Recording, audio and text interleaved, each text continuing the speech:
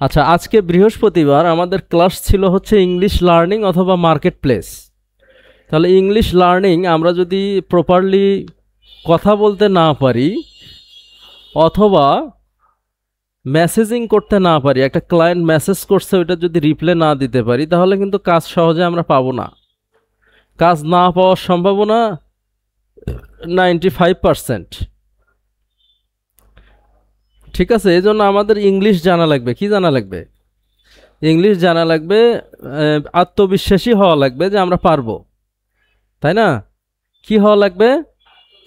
আত্মবিশ্বাসী হওয়া লাগবে যে আমরা পারবো। সো আমরা অলরেডি টেন্স শেষ করছি। টেন্সের যে ক্লাসগুলো আমাদের লিস্ট করা আছে, চ্যানেলেই লিস্ট করা আছে, তোমরা দেখবা। এটা ফ্রিল্যান্স প্রোতে লিস্ট করা আছে। কোথায় লিস্ট করা আছে? ফ্রিল্যান্স প্রোতে লিস্ট করা আছে। হ্যাঁ, আচ্ছা, এখন যে কেউ, রোজ ভাই, একটা প্রেজেন্ট ইনডিফিনিট টেন্সের একটা উদাহরণ দেন তো, এক্সাম্পল দেন তো, পারেন কি না? হ্যাঁ, এটাকে প্রেজেন্ট কন্টিনিউয়াস করেন তো। হ্যাঁ, আই এম ইটিং রাইস, ওইটাকে পারফেক্ট করেন তো। আই হ্যাভ ইটেন রাইস, ওইটাকে প্রেজেন্ট পারফেক্ট কন্টিনিউয়াস করেন তো।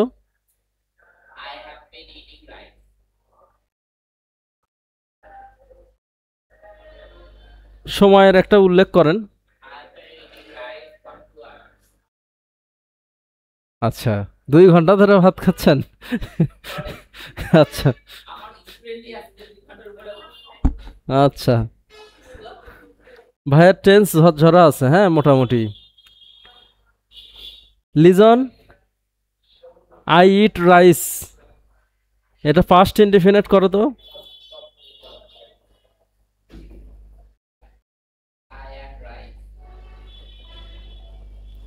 এটা পাস্ট ইনডিফিনিট করো তো।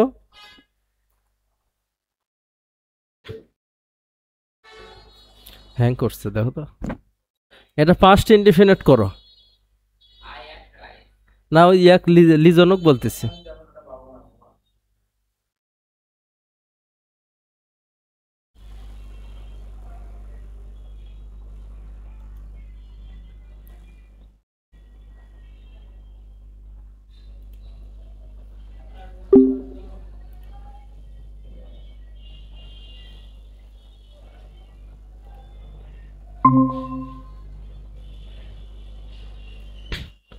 তোমাদের মধ্যে অন্য কেউ পারবে এটা?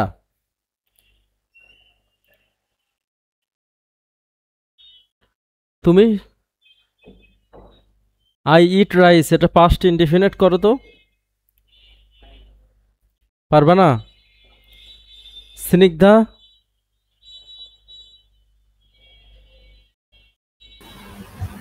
হ্যাঁ মামা এটা হচ্ছে আই এট রাইস, এটা হবে না। হ্যাঁ ইটটার হচ্ছে ভিটু হবে। হ্যাঁ হ্যাঁ হ্যাঁ, আচ্ছা, পাস্ট কন্টিনিউয়াস করো তো স্নিগ্ধা।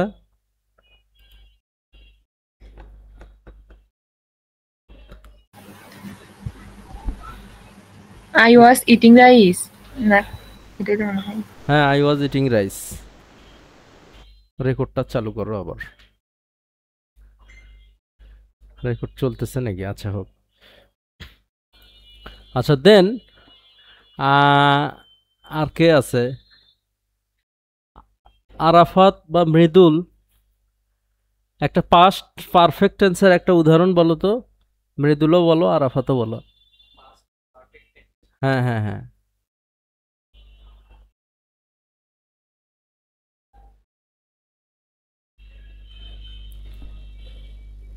মৃদুল পারবা?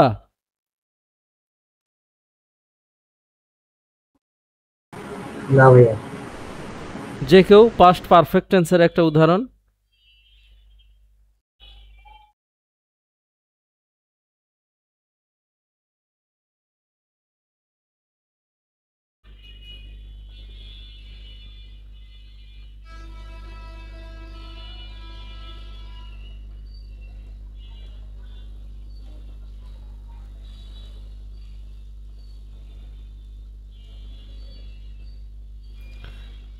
রোজ ভাই পারবেন পাস্ট পারফেক্ট?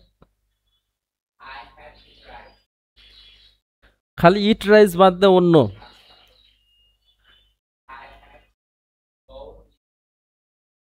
আই হ্যাড হয়নি। স্নিগ্ধা বলো তো একটা পাস্ট পারফেক্টের একটা উদাহরণ দাও তো। আমি পাবো না, এটা মনে নাই। আচ্ছা, পাস্ট পারফেক্ট করতে গেলে পাস্ট পারফেক্ট যদি করতে যাই তাহলে দুইটা সেন্টেন্স লাগবে। কয়টা লাগবে? একটা হবে পাস্ট পারফেক্ট আর একটা হবে পাস্ট ইনডিফিনিট।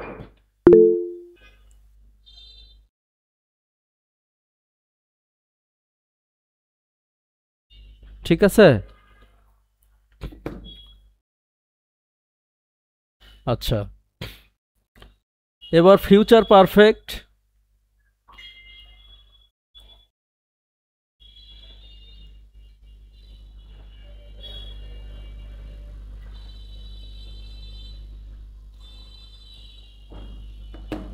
ফিউচার পারফেক্ট, শোনো যত পারফেক্ট আছে, হ্যাঁ, প্রেজেন্ট পারফেক্টটা শুধু সময়ের উল্লেখ হবে।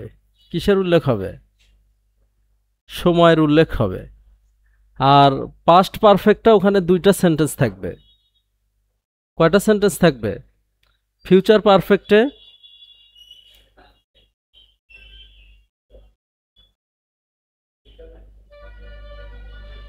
ওইখানে একটাই থাকবে। যত পারফেক্ট আছে সবগুলোতে ভার্বের পাস্ট পার্টিসিপল হবে। যেমন ভাই বলছে হচ্ছে আই হ্যাড গো, হ্যাঁ, এখানে গো ওয়েন্ট গান হবে। কি হবে?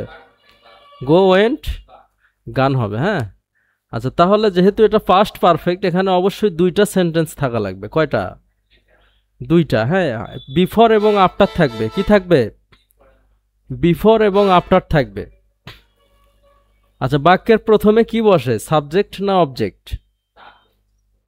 লিজন, বাক্যের প্রথমে কি বসে?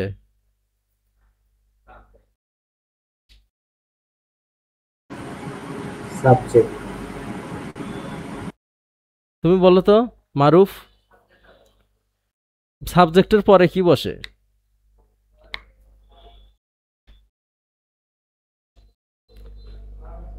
হ্যাঁ, ভার্ব। মুহিম, সাবজেক্টের পরে কি বসে? হুম, আচ্ছা, ভার্বের পরে কি বসে তুমি বলো। তোমার নামটা কি? রাকিব। তাহলে ভার্বের পরে আবার কি বসে? অবজেক্ট বসে। কি বসে? আচ্ছা, এই টেন্সের আগে আমাদের এইটা শেখা লাগবে, তাই না? একটা বাক্যের প্রথমে কি বসে? সাবজেক্ট। সাবজেক্ট আসলে কোনটা? যে ব্যক্তিটা কাজ সম্পাদন করে সেই সাবজেক্ট। যে ব্যক্তিটা কি কোনো একটা কাজ সম্পাদন করে সেই সাবজেক্ট। আর কোনো যেটা দ্বারা ক্রিয়া হচ্ছে, করা, হওয়া, যাওয়া, খাওয়া, সেটা হচ্ছে ভার্ব। সেটা কি? আর যে কাজটা সম্পাদন করে সেটা অবজেক্ট। অনেক সময় লোকেশন, কোথায় সম্পাদন করা হয়, সেটাও অবজেক্টের মধ্যে আসে, তাই না? কোথায়, মানে এই কাজটা যে সে করলো সেটা কোথায় করলো। হ্যাঁ, আর এটা যদি কিভাবে করা হয়, হ্যাঁ, তখন এটা অ্যাডভার্ব হয়। কি হয়? অ্যাডভার্ব হয়। হ্যাঁ, আচ্ছা, এখন নাউন প্রোনাউন এগুলো সম্পর্কে ধারণা আছে? Noun, pronoun, verb, adverb, adjective, preposition, conjunction, এগুলো সম্পর্কে আইডিয়া আছে? ভাই একটা কনজাংশন বলেন তো।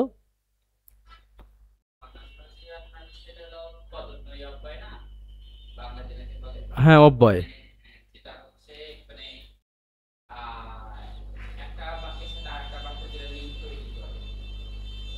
হ্যাঁ, লিঙ্ক তৈরি করে অথবা সম্পূর্ণ করে, সম্পর্ক স্থাপন করে। হ্যাঁ, কনজাংশনের উদাহরণের কথা বলছি আপনাকে।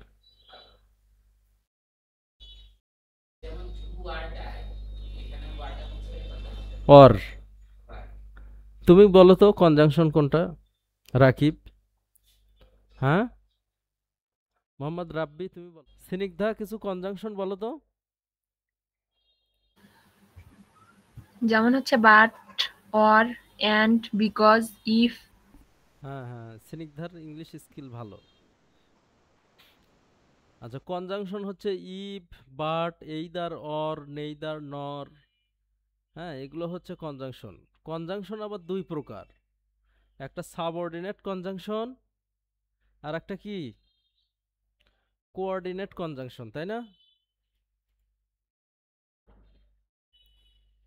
আচ্ছা, এখন কনজাংশনটা, আমাদের এই কনজাংশনটা হচ্ছে আবার টেন্সের থেকেও ইম্পর্টেন্ট। এখন এত কিছু তো শেখানোর আমাদের সময় নাই। এখন আমি দেখতেছি তোমাদের কনজাংশন থেকে শুরু করলে ভালো হতো, তাই না? মেইন নিয়মটা হচ্ছে আগে ইংলিশের কনজাংশন শেখা লাগে। কি শেখা লাগে? তারপরে সেন্টেন্স শেখা লাগে, সেন্টেন্সের স্ট্রাকচার। তারপরে শেখা লাগে টেন্স। তারপরে ভয়েস। তারপরে শেখা লাগে ন্যারেশন। তারপরে শেখা লাগে প্রোনাউন্সিয়েশন। মোটামুটি এগুলোই, খুব বেশি জিনিস নাই। আমার মতে যদি একটা ব্যক্তি 2 মাস যদি অনেক হার্ড ওয়ার্ক করে, তাহলে ইংলিশ 2-3 মাস হার্ড ওয়ার্ক করলে ইংলিশটা আয়ত্তে নিয়ে আসতে পারবে। ঠিক আছে? পার্ট অফ স্পিচ কত প্রকার?